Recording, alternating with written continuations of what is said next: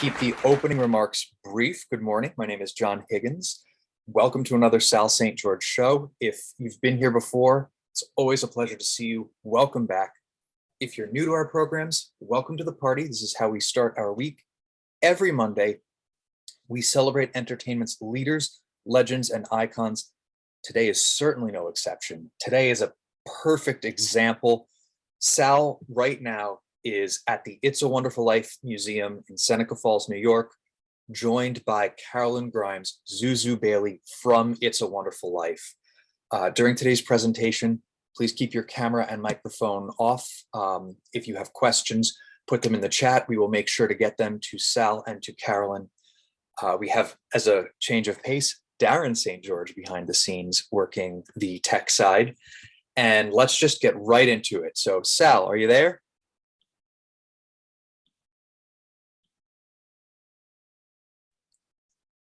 Good morning, everybody. And here we are on our first road trip to the It's a Wonderful Life Museum in beautiful Seneca Falls, New York. And look who is sitting next to me, Karolyn Grimes. You remember her from It's a Wonderful Life, and she played the part of Zuzu. And we're thrilled to have her along with us today for the ride. Good morning, Karolyn. Good morning. Karolyn, I have one quick question, and it has something to do with Frank Capra.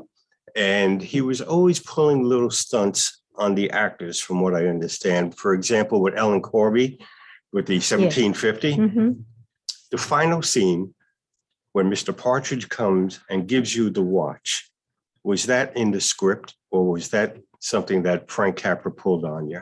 That was business, just little business. You didn't expect it? No. And that's Jimmy Stewart's reaction is genuine. Oh, absolutely, yes. Spontaneous. You see, that's what Capra liked, was spontaneity. He wanted it to be real. What did it feel like being a child? Well, you did many movies before you did It's a Wonderful Life. I did four. Four movies. So what was it like being on the set with Jimmy Stewart and Frank Capra and Donna Reed and all? They were just regular, ordinary people. I was not raised to know that these were stars. I didn't even know what a star was. My mother and father protected me from all that sort of thing. So I would stay natural, and they were just friends. And truly every movie I did, they were just friends. So and how did you get fun. into this cycle of doing movies? Did your parents introduce you into Well, it? I was an only child. And when you're an only child, sometimes your mother kind of pushes you out there a little bit. And so I guess you might say she was a stage mom. And she started me with all kinds of lessons. I had dancing, elocution, drama, singing, everything you can imagine. I started the piano when I was 3, the violin when I was 5. She pushed me out there. And so she knew of an agent, and she took me to see this agent. And the agent was named Lola Moore. And she handled pretty much, I would guess, 80% of all the kids in Los Angeles at that time. Were you living in LA? Oh, yeah. I was born and raised in Hollywood. Yeah.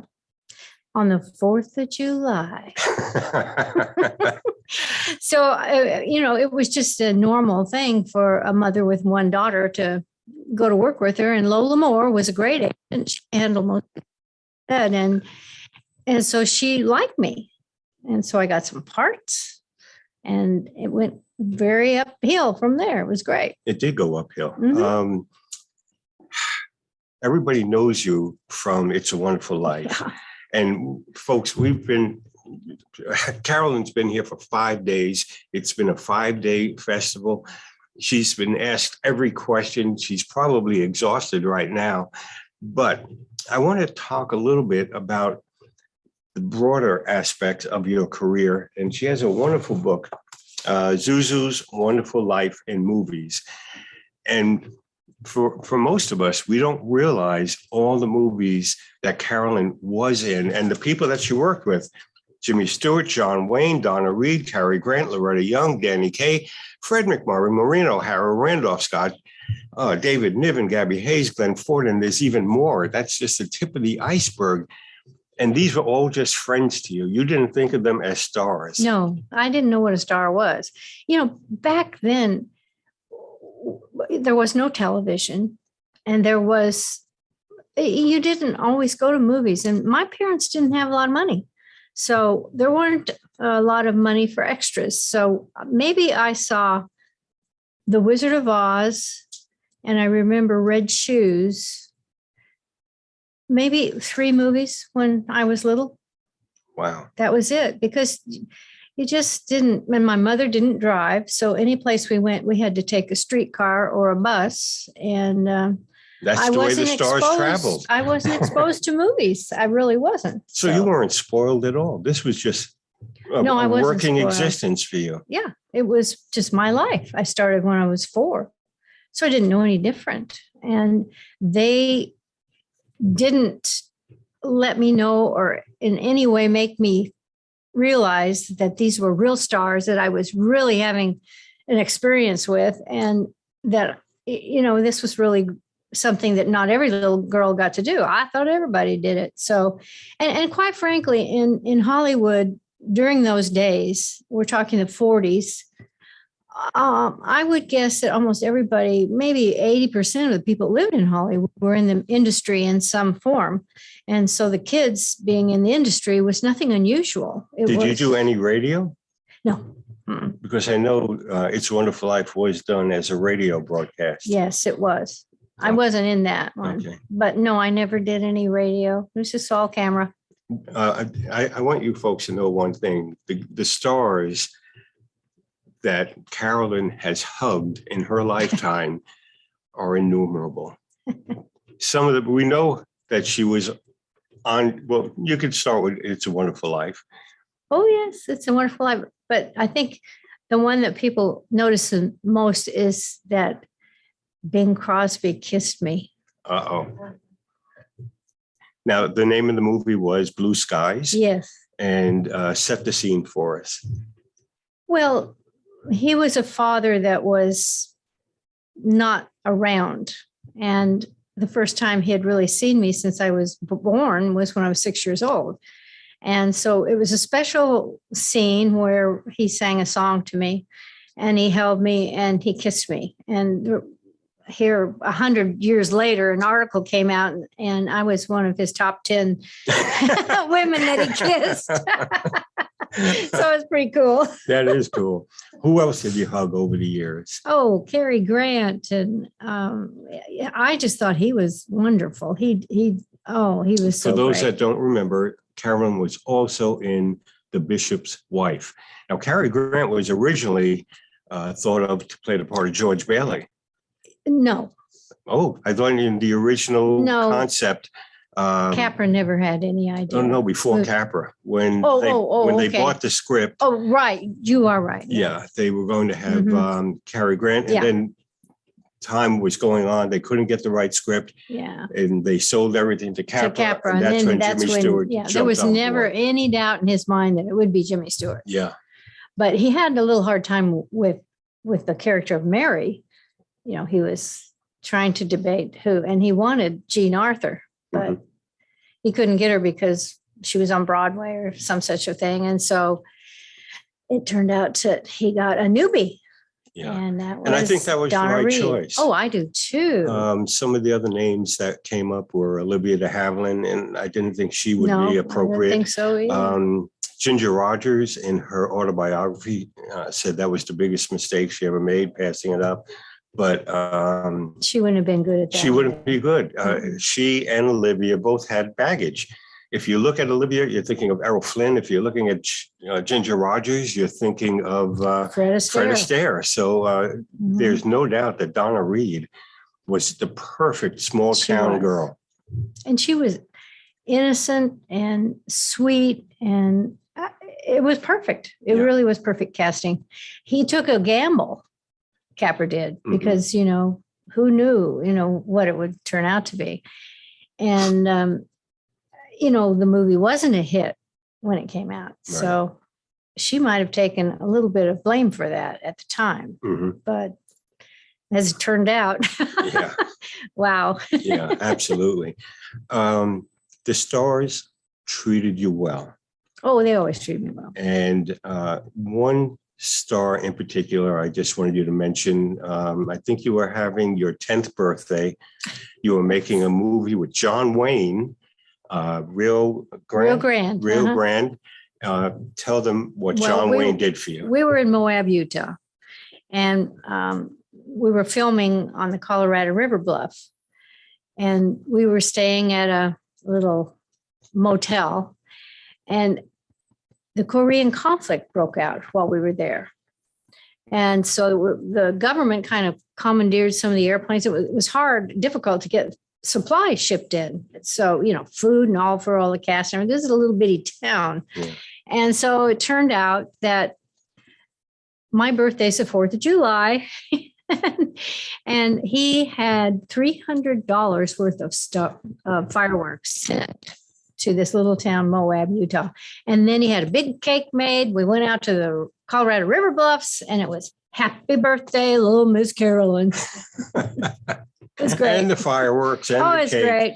And his son, Patrick Wayne, was my age, and he was visiting his father for the summer. So he was there. So we kind of hung around, and we really had a good time. Let's talk about some of the kids that you've literally grown up with, and the kids from It's a Wonderful Life. I didn't really grow up with them.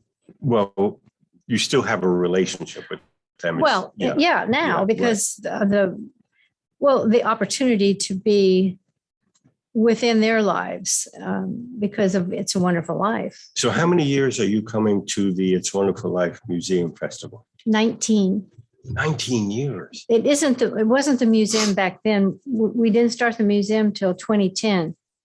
And so it's grown by leaps and bounds. And now we're going to have a new edition. And I'm so excited. So they're rebuilding the entire structure. Yes. It's going to be beautiful. It's going to be a really wonderful museum.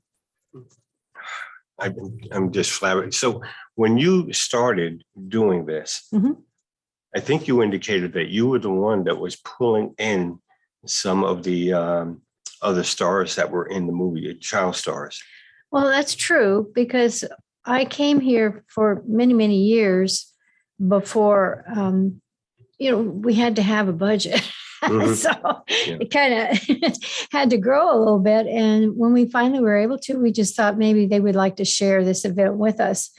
And so first we brought in Janie, and then we brought in Tommy. And so now the 3 Bailey kids come every year.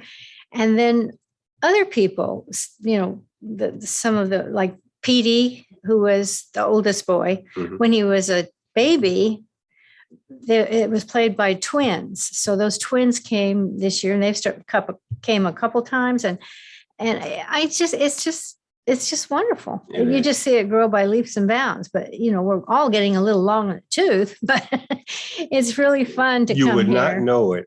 We went to the closing dinner last night.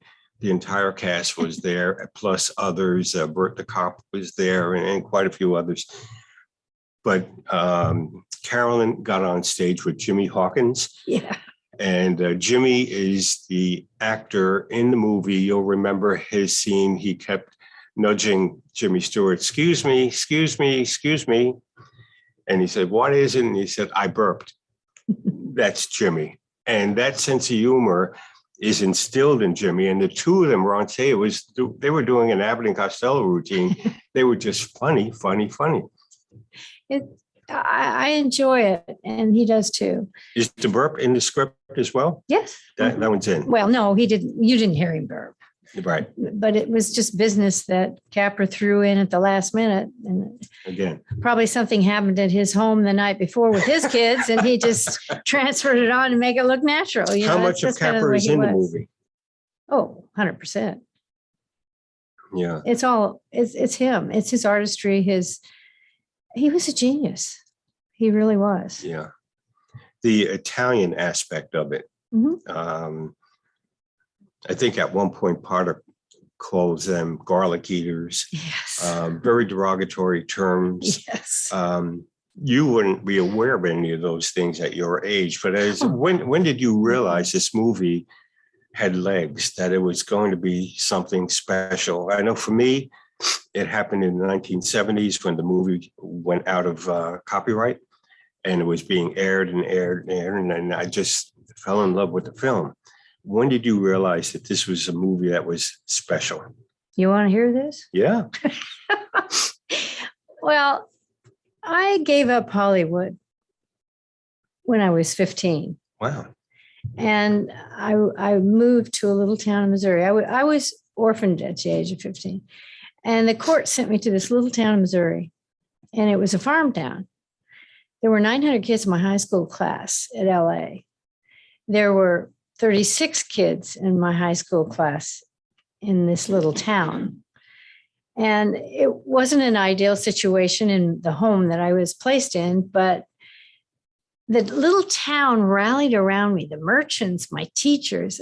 I had friends. It was just a wonderful experience for me to have this. And it made me realize that maybe I didn't want the Hollywood life, that wasn't Did they really know for me. of your Hollywood life? Oh, sure. My mother and father were from that little town. So they never mentioned it, but everybody knew, but it wasn't any big deal. You know, they liked me for me. And it was really a growing experience for me, and one that I will always treasure, because I didn't ever go back to Hollywood. So I didn't know anything about anything, and I didn't want to really. I didn't search anything out. And so, I went on with my life, married a couple people, and had kids. And at the time, in 1980,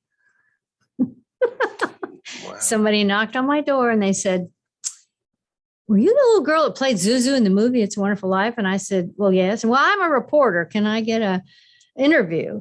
And I said, "Well, okay." So I went downstairs in the basement, drug up all my memorabilia, and showed this guy all about it. Well, the next week, the same thing happened again. And it started happening over and over. And pretty soon, I started getting fan mail.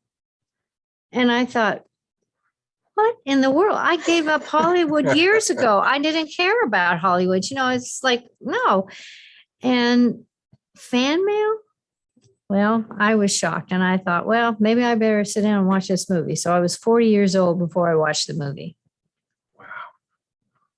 And that's the first time you experienced the whole film Yes. in its entirety, because when you're making a movie, you're doing your scenes and you don't know the entirety. You have no idea. You no. did not go to the premiere. I did. Oh, you did? But I fell asleep.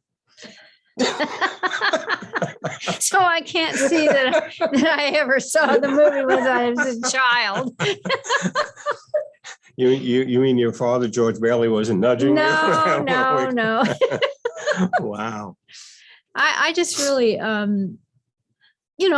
didn't realize what a masterpiece it was until I sat down. The tears were coming and I was all emotional. And to this day, I regret that I didn't start that as a tradition in my family for my kids and every year at Christmas time. Yeah. And because I just hadn't discovered it. There was something about my mother that she taught me not to be prideful, and that it wasn't good to toot your own horn. And so it just wasn't important to me to watch the movies I was in. And I realized those people were stars, but it wasn't any big deal. There were so much more important things in life to me that was just my past. That was it.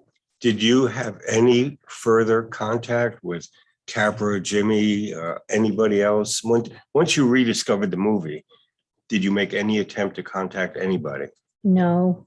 And I regret that too, because I know a film professor that several people knew, they had learned that I'd been in the movies, and this old film professor kept talking to me about it. And he said, "Frank Capra's coming to town. He's going to speak at the college." And I don't know. And he said, you've got to come.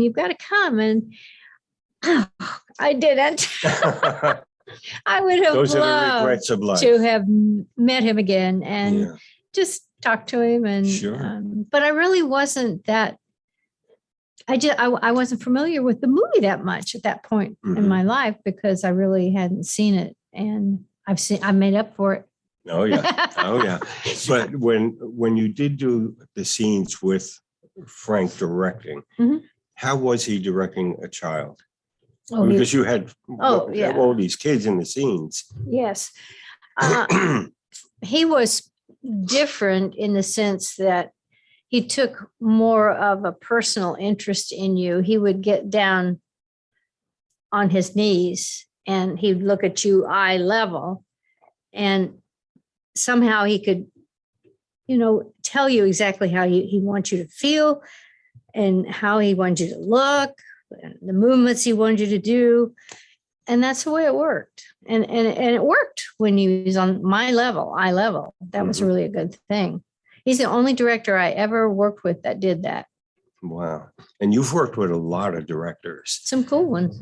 Name some of the other directors that you would put on. I'm not going to equate anybody to Frank Capra, but those that stand out to you. Well, Henry Coster, who directed The Bishop's Wife, I really liked him. He was very nice. Leslie Fenton, who directed Pardon My Past, was a very, very sweet man. And then there was John Ford. That I'd like to hear. Well, he wasn't so sweet. He was a little gruff. Yeah. He was very gruff, and he sort of picked on people a lot. And I was old enough to realize what was happening in that sense. Mhm. And he was scary, I Yeah. have to say. Yeah. But his relationship with John Wayne, I think they did 20 movies together. Yes, So, but yeah. I do think that John Wayne respected him a great deal. Mhm. And he controlled John Wayne. He He really did. Yeah, he created the image. Mhm. Yeah. Yeah. You brought up twice The Bishop's Wife. Yeah. Tell us, what are your memories of working with Cary Grant? Was Loretta Young in that? Mhm. David Nevin. Yeah, that's right. It's a wonderful Christmas movie, and it comes on every year.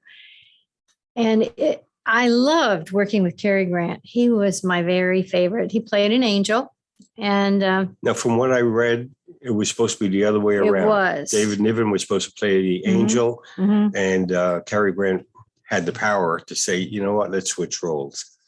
Wasn't Cary Grant. Oh, who was it? Well, the head of the studio came to the fellow that had been directing the movie where David Nevin was the angel. Mhm. And it wasn't going well at all. And he was not liking the way it was going. So he fired the director Wow. and he hired this man, Henry Coster. And Henry changed the characters. And it just worked. It was wonderful. And he was. I love hearing it from you.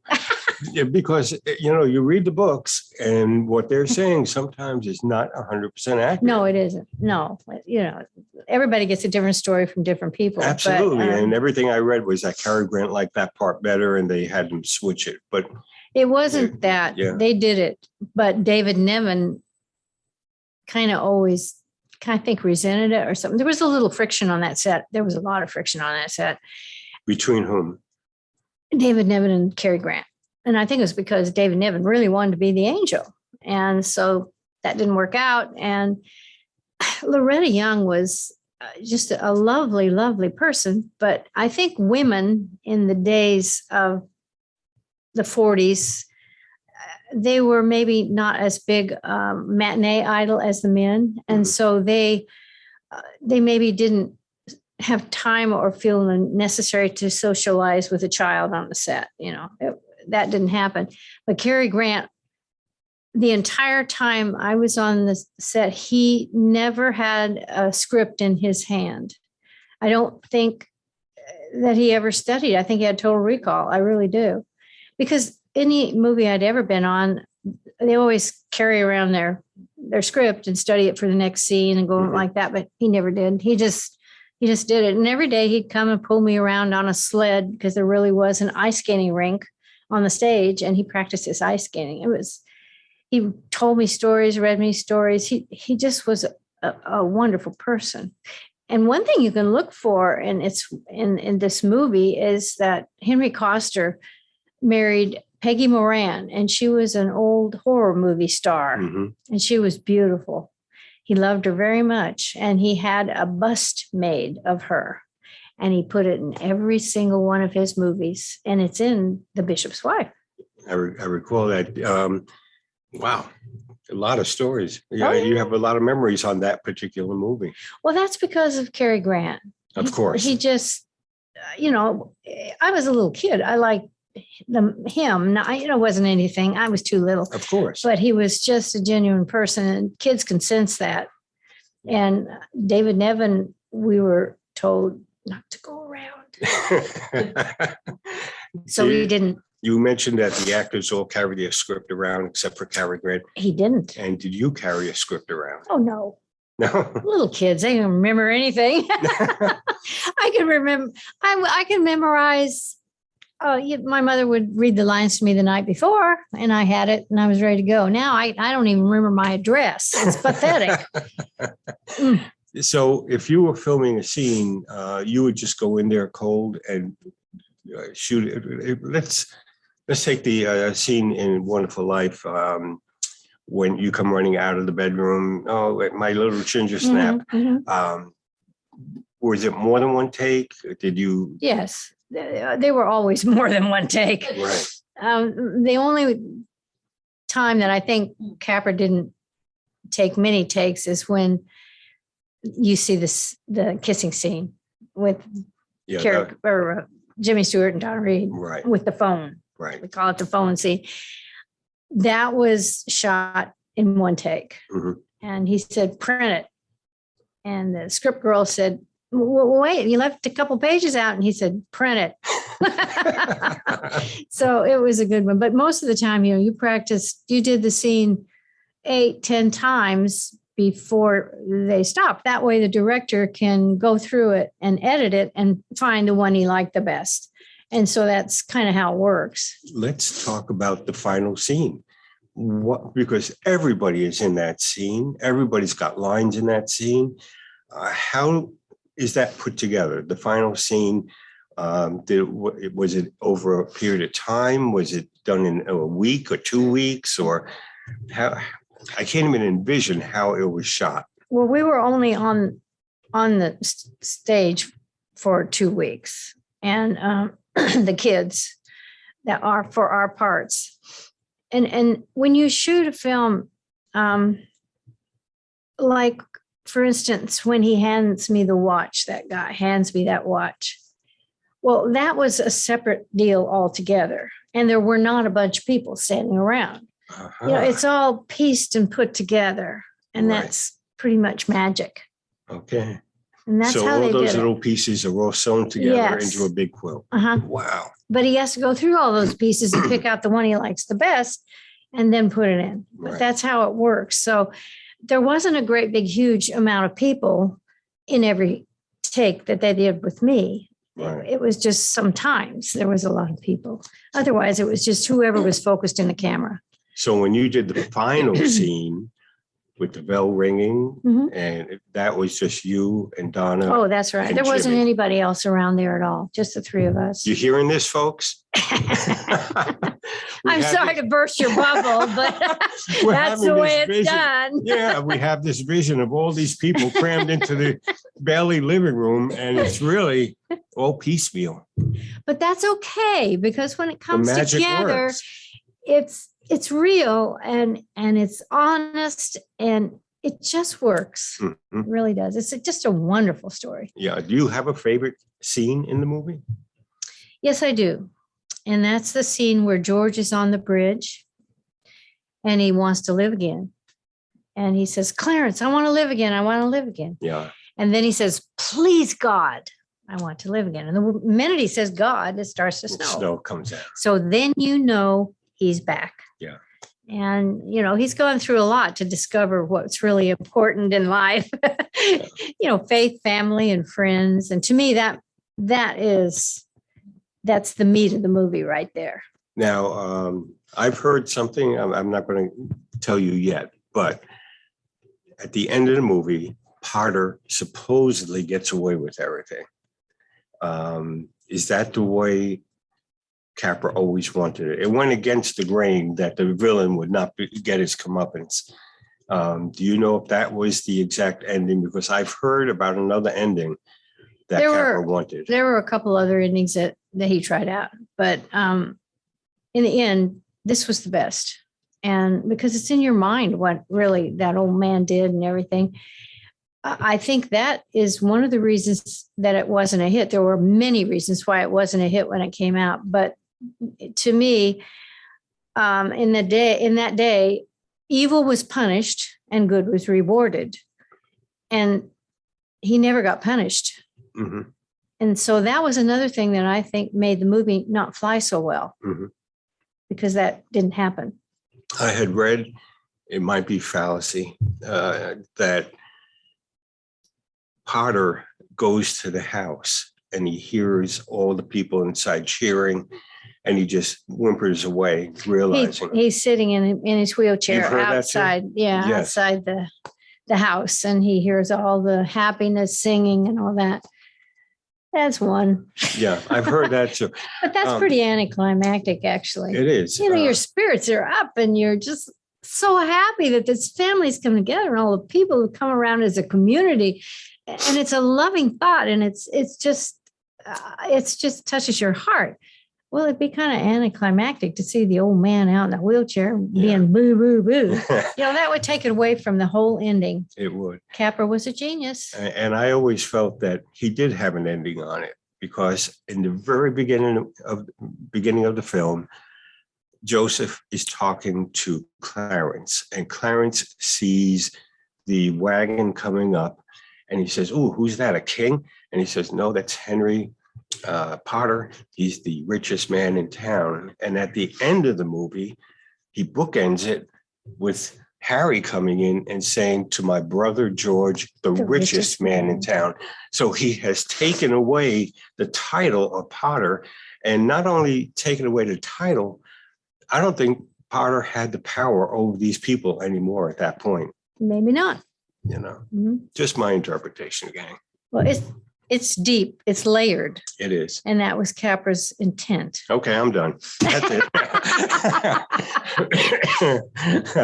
We should thank this lady over here. She's sitting off camera and she does not want to come on camera. Tell me, how did you meet? And Ennui is the director of this museum. This has been her lifeblood for how many years now? 2010, we opened it. Since 2010. And she's the one that invited us to do our very first road trip in her museum. How did you two meet?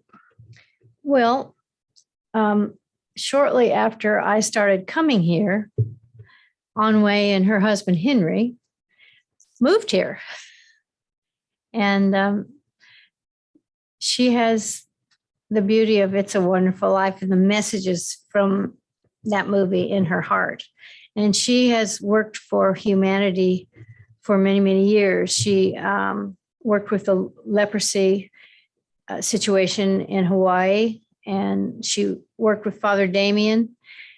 She's got a beautiful heart, and she saw what this movie meant to people and what needed to be done, that we needed to capture this for posterity, for the people.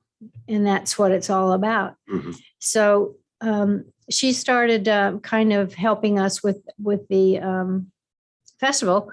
And then pretty soon we realized what a gem she was. And now she's, in my opinion, the king. Absolutely. And we would not be here. She's our Clarence. She is our Clarence. She brought us in here. Is. And I can't tell you how it's affected myself, my wife, my son. This is our first time here, and we're never going to forget this at all. Thank you so much. The amount of work that woman does is incredible. Yeah. And I know you're not seeing the museum right now. We can't take you around, but there are artifacts here and every day she's adding new. She just showed me Frank Capra's son owned a restaurant, I think in LA. No, Las Vegas. In Las Vegas. Not Las Vegas, Palm Springs. In Palm Springs. And they closed down the restaurant, but he had peppered the entire restaurant with photos, personal photos of his father, Frank Capra, on all these different movies. And he donated them to the museum. And now she's got them up as part of the exhibit. And this young lady has donated how many different posters and memorabilia? Quite a bit.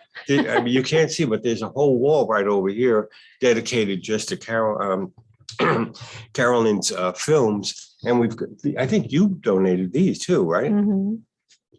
Is that what you were bringing out of your basement when the first reporter came in? You said you brought out all kinds of artifacts. Yeah, they were in cardboard boxes in the basement. And what made you save all of that? If you had abandoned that career? My mother, she saved it all. And so I just drug stuff around because it was part of her, not me, her. So I just drug it around to every place I moved, and those boxes were always there. And Darren, if we have any questions in the chat, just let me know and we can pass them on. Do you have any? There is some interest in your other films. We talked about The Bishop's Wife, but not some of the others. Okay, and I was just about to do that. Some of the movies, do you want to name some of your films? Favorite? Blue Sky, Sister Kenny, It's a Wonderful Life. Private Affairs of Bellamy, Sweet and Low. Mother Wore Tights. That's Betty Grable. Yeah. I played her daughter Iris, when she was little. And what was Betty Grable like? You know what? Did It's you a have very scenes? small part. Small part. Okay. That's all right. Bishop's Wife, Lust for Gold, Rio Grande, Hans Christian Andersen with Danny Kaye. I was the little match girl. Matches, matches. Who buy my matches? There it is. Yeah. And you had one scene with Danny. That one, yeah. And was he another Cary Grant? Was he friendly or was he focused on I his wasn't working performance? with him enough to build any kind of rapport. Right. So, no. So the secret behind Blue Skies and The Bishop's Wife is that you had a bigger part That's that you right. were able to connect with those stars. Yes. Mhm. Wow. That was, that's always fun when you can do that, when you have a bigger part, because you're on the stage and they're a lot longer. So you build a relationship because of that. But if you're just there for a couple of days, it's not a big deal. Yeah. Let's see, any other movies that you want to comment on? Well, we've already talked about Rio Grande. That one to me was absolutely fabulous. And so was Albuquerque. Albuquerque, I was in a runaway stage and I was in the stagecoach with the dead man. And there's a lot of fun stuff. Yeah. That was Randolph Scott. Yes. And I think Lon Chaney was in it. Lon Chaney Yes. Jr. He was one of my favorite characters I ever worked with. He was really a nice man. He gets a bad rap, but he was sweet. And I started off liking him right away because he told me, you're ugly. And I said, I am. And he said, yes, because you have freckles. And you know what? I hated those freckles. So I liked him right away. I thought he was the greatest. For those that don't remember Lon Chaney Jr., he played the Wolfman. That was his signature role. Yes. But this was a Western, I'm assuming. This was a Western. And he does a fight with Randolph Scott. And the entire fight, he's got a cigarette hanging out of his mouth and it stays in his mouth the whole fight. I mean, it's just incredible. And he told me, he said, now, Karolyn, I'm going to do this fight.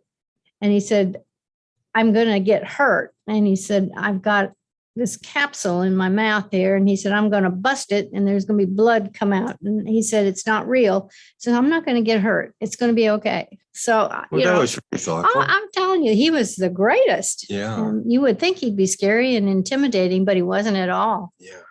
Well, he came from a show business family and he learned from his father. So any other films that you want to comment? What's the Philo Vance? That was a series. Was a series, and I got to hold a plastic gun with a jewel in it that I didn't know. I thought it was a piece of candy. So I walked around with my gun, and he was a detective, and there was a missing jewel, and I had it in my gun the whole movie. Wow. He was great to work with, and I loved working on sets like that where there was business going on. That was fun. Sister Kenny? Well, that was my only naked one. I had polio and she worked with my body. Okay. How old were you then? Probably 6, maybe 5. I'm not sure. Uh-huh. You make a movie and then you never know when they're going to release it. They may release it 2 years later. And so I kind of lost track of all that because, I never had a mother that could really do that chronologically for me. Were there any scenes that you shot for It's a Wonderful Life that were cut? I don't think so. There were for The Bishop's Wife. Uh-huh. Such as? In the end, when Cary Grant leaves, the angel doesn't come back, and I'm looking for him. Where is he? What happened to him? Where did he go? Well, after he says goodbye to Loretta Young, he comes upstairs and he says goodbye to me in the bed, and he puts the angel on my bed. He gives me the angel. Mm-hmm. And so they cut those out. I wonder why. It was a beautiful scene. Yeah. I remember it very well, but I guess they didn't have time, Mm-hmm. Do you think that It's a Wonderful Life could be made today? I know they did one with Marlo Thomas many, many moons ago. That was really... No. But how did you feel about it? Well, Zuzu was a brat in that movie. I didn't like that. Yeah. So, yeah. But I don't think they will ever be able to make a movie that's like It's a Wonderful Life. They can't redo it. They just can't. There's no one that could take Jimmy Stewart's place ever. So I don't think anybody would ever be stupid enough to try it, really. Yeah. Now there are sequels. There are some stories for sequels. Now you were involved in that. Yes, and it's called The Rest of the Story, and I liked the story. That's the only reason I agreed to be a part of it. Mm-hmm. And it's just a further story of what happened to Bedford Falls and all that sort of thing. It's And good. is it still in? Yes. It's still being considered, or is it? Well, they're still fighting about it. Yeah. And the difficulty is Oh, it's a legal battle. okay Some sort of about thing. the characters, I'm not sure what. I don't Yeah. like to get involved in that. So right? I just am friends with all of them. And every once in a while they tell me things are going good or whatever. Yeah. Well, hopefully So- we get to see a sequel to It's a Wonderful It's Life. a good one. And I wouldn't be a part of it if it wasn't. Mhm. It's really good. It just it's furtherization, if that's a word, of the characters in the story. I think one of the aspects of It's a Wonderful Life that would be difficult in today's world are all the religious overtones that are in that film. I don't know if it would be made the same way.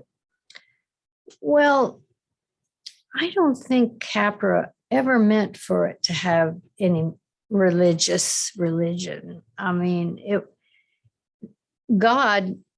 he prays to God for help, but it isn't religious. It's about humans, and it's about love and humankind. It's about things that you can do physically to make the world a better place. And I don't know if he really wanted to jump on the religion wagon. I don't think so. Mhm. I don't think that was a part of his plan at all. Yeah. He Well, just- even some of the songs that they use, I don't know if they would use those today. I don't know. Yeah, Hark the Herald Angels Sing, Mhm. people are very sensitive this was- nowadays. Well, yes, but this was middle class America, and this was part of their Christmas celebration. So, it was the 40s, and it Yeah. was good. We were mentioning as we left the party last night, that's the closest you could become. If you were doing a virtual reality thing, that was the closest you could become. At the very end of the party, everybody sings Auld Lang Syne as if it's in the movie. And it's just so touching. And Karolyn is there, and they've got a George Bailey who was there leading everybody.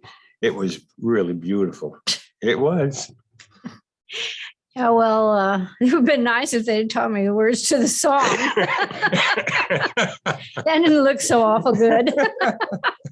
No, they didn't teach me the words, so my mouth is going blah blah blah. But you have a couple of hundred people singing along. I mean, that was really beautiful. Yeah, see but he all that. managed to capture me at the end being totally embarrassed. Oh, okay. We didn't see that part. Sure you did at the No, end. no. I go, because I'm embarrassed. Oh, Oh my gosh. So what are your primary memories of your life at this point? If you had to say my top two moments, what stands out? You've had a wonderful life. You truly have. The movie has affected you in many, many ways.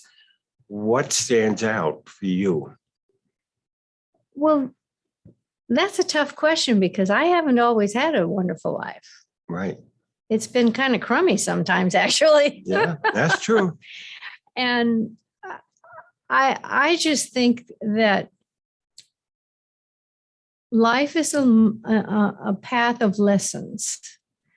And you go through those lessons, and that's who you become. Each experience that you experience makes your person who you are. And you're a composite of all the things that happen to you during your life. And I'm lucky enough to have had a wonderful reward for my later years, which is being a part of this classic film. Mm-hmm. Of all the films in the world that I could be a part of, there is not a better one that I could ever think of. And to be a little girl Zuzu it's more than a blessing. It's also maybe a reward for some of the rough times I've gone through. Mm-hmm. And so I just feel privileged that Frank Capra picked me. I mean, how wonderful is that? Absolutely. Have you written an autobiography? Well, it's kind of in here in that book. This one here. Mhm. Okay. Yeah. So in case you are looking online, here is the book. Okay. Just check it out. It's probably on Amazon and everybody else has it. No, not really. It's on my website, Oh, better yet. zuzu.net. Z. Now we find out there's a zuzu.net. Go there, book, and the pictures alone are going to be, I just got to show you one. Hold on. Can you get a shot of that? This is our Zuzu. This is our Karolyn. Well, I'll tell you how that happened. I had a son who took his own life when he was 18. That was very tragic for me. And one year, while I was doing an appearance for It's a Wonderful Life, I was contacted by the American Society of Suicide Prevention, and they asked if I could speak at their keynote dinner, be the keynote speaker. And I really didn't want to and didn't feel like I wanted to talk about my private life and my pain that I had gone through. And so I thought, well, if I can help anybody at all by sharing my experience, I'll do it. So I did. And while I was there, after it was over with, a clinical psychologist from Camp Pendleton had come to the event, and I met him. And he's Mr. Zuzu, and his name is Christopher Burnell, and he wrote that book. Wow. He wrote it because he felt like I was only known for It's a Wonderful Life. And he felt like maybe I should get some credit and people should know that there were other movies and stars involved in my life. So that's why he wrote the book. Terrific. Of other stars, we're almost out of time. We have a few questions. People are sending. Oh, in some absolutely, names yeah. They'd love to get, if they mean Sure. anything to you, you can respond, or we can move on to other names. First one is Gabby Hayes. Oh, Gabby was wonderful. Oh, he was so great. You know, he had the strangest lunch every day that anybody could ever have. And they brought this beautiful layout of food, all kinds of food, and everybody would eat lunch and they'd sit down around the table. Gabby Hayes had cornbread and buttermilk every day for lunch. It was the most gross thing I think I'd ever seen. But he was a good guy. He was so fun. And back in the day, they weren't so careful about kids. And I had to ride on top of a stagecoach in the shotgun position. And he didn't want this little girl to do that because I wasn't tied down or there was anything taken to make me be safe. And in fact, he wouldn't do it. He had a stunt double do it. So he kind of really campaigned for me, but it didn't work. But I mean, I thought that was very kind of him to do that. Anyway, he was a very well-educated man. All that goofy stuff wasn't real. But I loved that one. That was good. Gabby Hayes. What about Fred McMurray? Fred McMurray was great. He was really nice too. And, you know, I was only like 4 and he would help me through scenes. And I loved the director, Leslie Fenton. He was really a nice guy too. They took time to explain just exactly what they wanted. And Fred McMurray played my uncle and my father.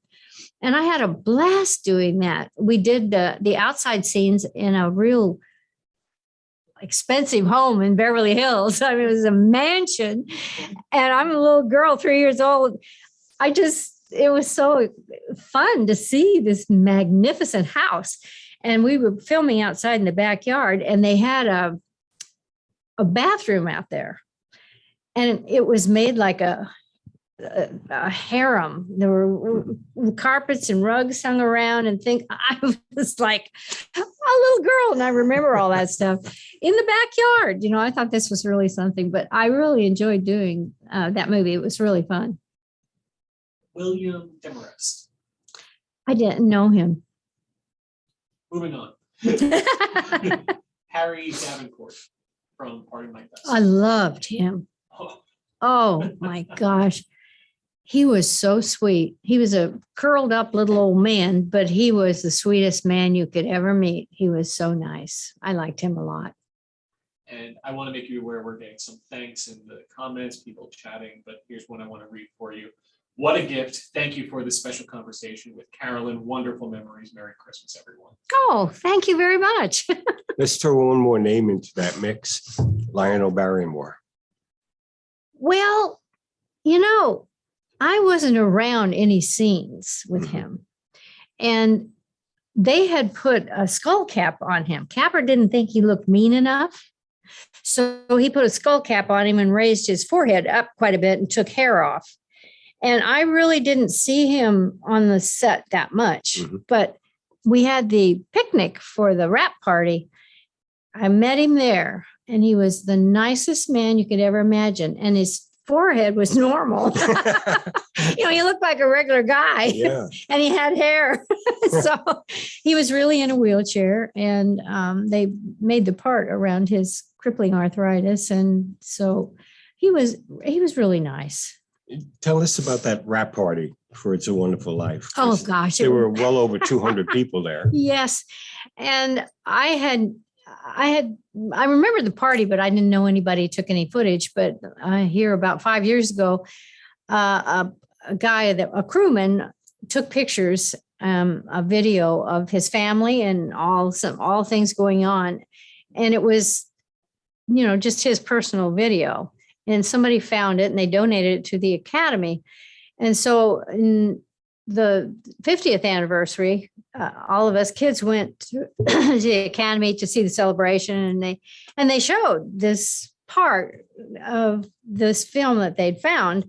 Oh my gosh. The very first thing they opened up, I'm on Jimmy Stewart's arms with a little sunsuit on. And I mean, it was so great. They had relays and I'm in a boat riding around in this lake. I don't even know where I was, but I'm so tickled to see that. It's really great. And it's on the DVD, the new DVD that Paramount The released. 75th anniversary. The 75th anniversary. And it's one of those side things that's on there. Also, the making of the movie and the things Mhm. they did to fix the negatives and so forth. It's Wow. all there. Excellent.